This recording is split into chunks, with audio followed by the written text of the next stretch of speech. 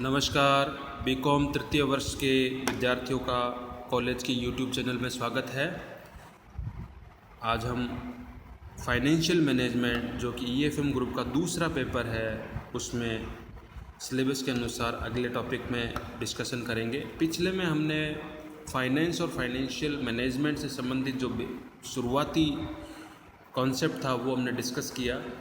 अब हम पढ़ेंगे इसमें इस यूनिट के अगले टॉपिक में, जिसमें फाइनेंस फंक्शंस क्या हैं, यानी फाइनेंशियल मैनेजमेंट के तौर पर एक संस्थान में या एक कंपनी में फाइनेंस के क्या क्या फंक्शंस होते हैं उनके बारे में पढ़ें।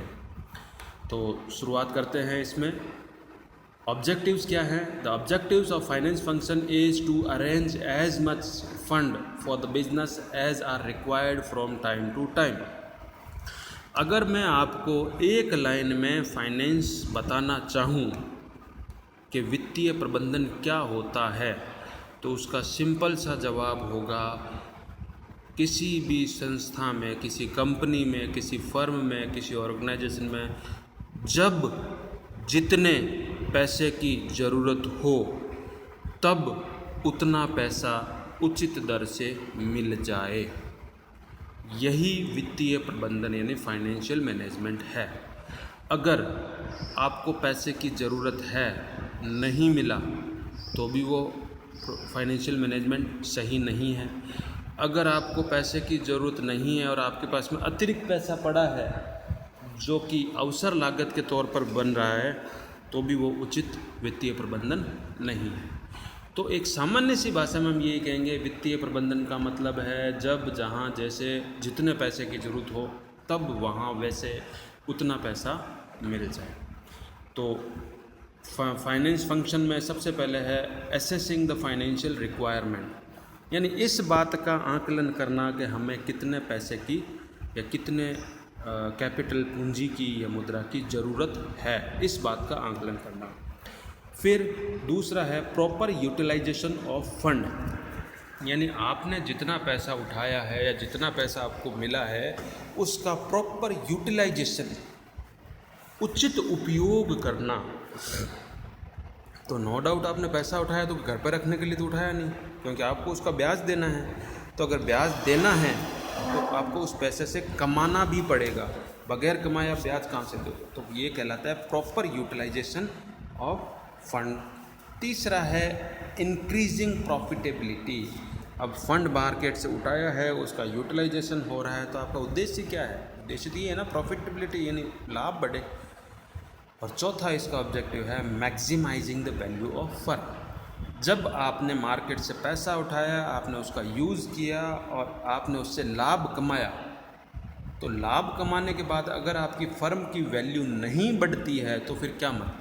तो चौथा उद्देश्य है लाभ कमाने के बाद में आपके फर्म की वैल्यू भी बढ़नी चाहिए, तब वो कहलाएगा प्रॉपर फाइनेंशियल मैनेजमेंट। कंटिन्यूएशन में आगे चलते हैं। अब the changing concept of finance, वित्त यानी फाइनेंस से संबंधित जो कॉन्सेप्ट जो बने हैं अब काफ़ी बदल चुके हैं। पहले जो व्यापारी हुआ करते थे, आज से 100 साल पहले, 150 साल पहले, तब जो पुराने ज़माने में थे, फिर मध्यम समय आया, आज मॉडर्न युग है। हर समय पर फाइनेंशियल लेकर कॉन्सेप्ट अलग अलग हुआ करता था। तो सबसे पहले जो पुराना कॉन्सेप्ट था वो ये कहता था कि this approach just emphasises only on the liquidity and financing of enterprises, यानी तरलता को प्रबंधन करो बस, और कोई फाइनेंस का काम नहीं था। तरलता यानी मुद्रा की आवश्यकता है, मुद्रा ले आए, कितनी लागत पड़ी, कितना पैसा लाए, यूटिलाइजेशन कैसे हुआ, प्रॉफिट कितना आ रहा है, इससे उनको कोई मतलब नहीं होता था। उस समय फाइनेंस का केवल एक कार्य माना जाता था कि आप लिक्विडिटी यानी तरलता की पूर्ति कर दो। फिर फर्स्ट अप्रोच थी ट्रेडिशनल अप्रोच। क्या है traditional approach? This approach concern with the raising of fund used in an organisation, just पैसा रेज्ड करना।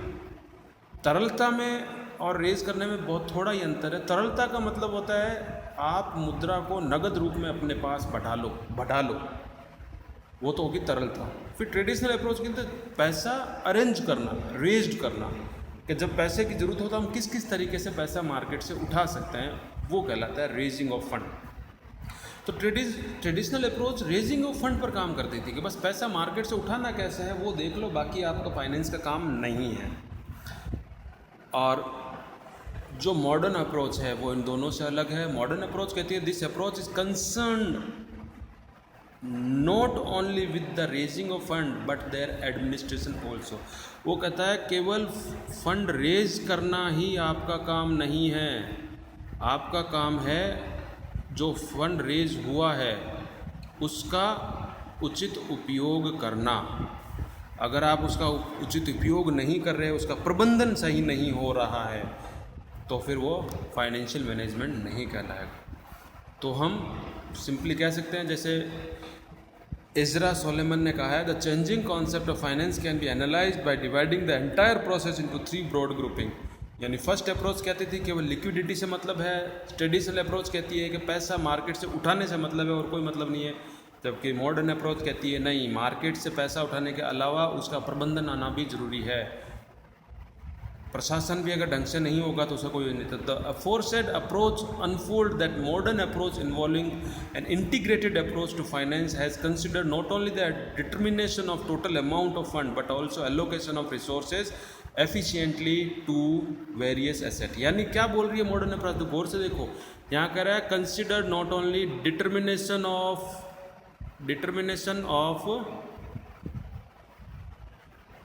टोटल अमाउंट और to fund and allocation of resource effectively. तो ये मॉडर्न अप्रोच। अब content of finance function, finance function को actually में हम कितने ग्रुप में बांट सकते हैं, इनको अलग अलग एक्सपर्ट ने अलग अलग तरीके से डिफाइन किया है। जेम्स सी वैन हॉर्न ने कहा कि finance function can be classified into 3 way, investment decision, financing decision and dividend decision. Ernest Walker ने कहा नहीं, आप फाइनेंस को 3 टुकड़ों में बांट सकते हो, financial planning, financial coordination and financial control. फिर ये 2 और वहाँ से आए, वेस्टर्न एंड ब्रिगम, इन्होंने कहा कि नहीं, आप फाइनेंस फंक्शन को क्लासीफाई करोगे फाइनेंशियल प्लानिंग एंड कंट्रोल, फिर मैनेजमेंट ऑफ वर्किंग कैपिटल, फिर इन्वेस्टमेंट इन फिक्स्ड एसेट, फिर capital structure and decision and then individual financing episodes, इन टुकड़ों में। तो फाइनेंस फंक्शन को हम ब्रॉडली कितने टुकड़ों में बांट सकते हैं, इन पीछे जो क्लासिफिकेशन दिए हुए उनके आधार पर।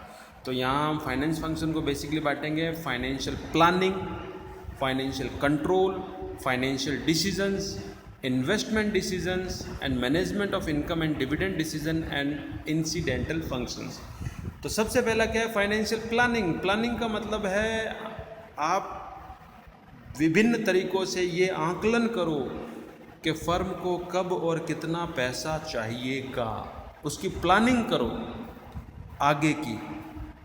फिर प्लानिंग कर ली तो अब कंट्रोल करो। कंट्रोल का मतलब आपने मार्केट से पैसा उठा लिया, अब उसका प्रॉपर यूटिलाइजेशन करो, कंट्रोल। फाइनेंसिंग डिसीजन, डिसीजन का मतलब है कि पैसा किस किस फॉर्म से कितना कितना उठाना है, वो फाइनेंसिंग डिसीजन है। और इन्वेस्टमेंट डिसीजन का मतलब है पैसा उठा तो लिया, अब लगाना कहाँ है, किस प्रोजेक्ट में लगाना है, किस में अधिकतम फ़ायदा है, ये इन्वेस्टमेंट डिसीजन है, पैसा लगाने का डिसीजन।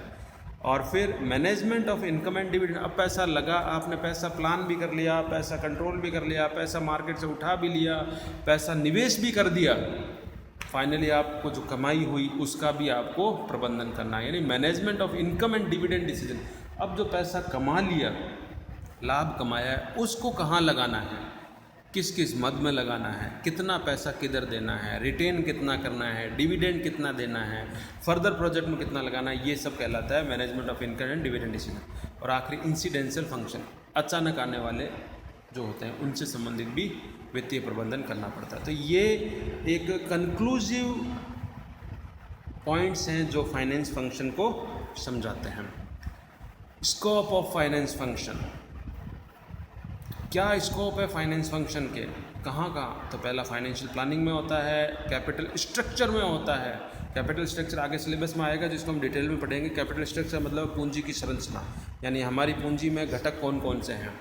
फिर selection of source of finance, पैसा कहाँ से लाना है उसका सिलेक्शन करना। और लास्ट में selection of pattern of investment, पैसा वापस लगाना कहाँ है उसका पैटर्न।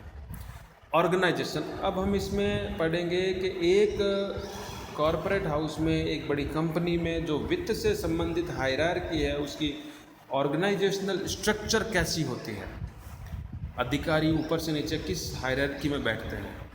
तो उसमें है organisation of finance function differs from company to company depending on their respective requirement. हर कंपनी की अपनी वित्त की जो संरचना होती है, यानी वित्तीय संगठन की संरचना वो अलग होती है।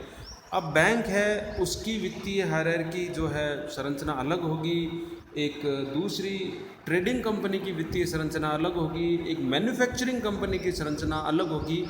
तो वित्तीय संरचना कैसी होती है ये कंपनी टू कंपनी निर्भर करता है। यहाँ हम एक सामान्य जो जनरल वित्तीय संरचना है संगठन की उसके बारे में बात करेंगे। तो सबसे ऊपर होता है चीफ फाइनेंस ऑफिसर, फिर उसके नीचे हायरार्की में होता है वाइस प्रेसिडेंट फाइनेंस, फिर होता है फाइनेंस कंट्रोलर, फिर होता है जनरल मैनेजर फाइनेंस और लास्ट में होता है फाइनेंस ऑफिसर। ये एक सिंपल कॉमन हायरार्की।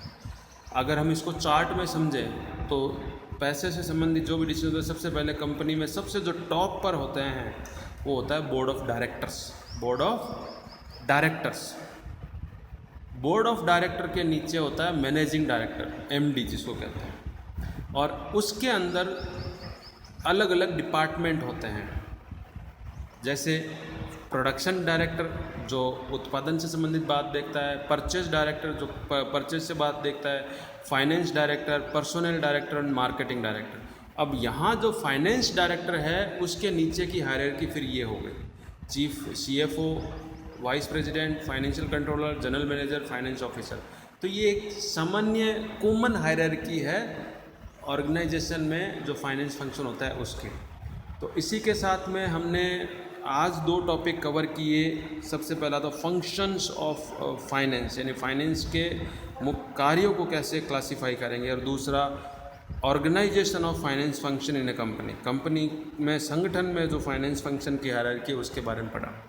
हम अगले लेक्चर में फिर इसी तरीके से सिलेबस के अनुसार अगला टॉपिक उठाएंगे जिसको पढ़ेंगे। इसमें अगर आपको कोई दिक्कत आई हो तो आप मैसेज करके पूछ सकते हैं, आप बेझिझक सवाल कीजिए और जो असाइनमेंट दिए जाए उन असाइनमेंट का जवाब दीजिए। सुरक्षित रहें, स्वस्थ रहें, फिर मिलेंगे। धन्यवाद।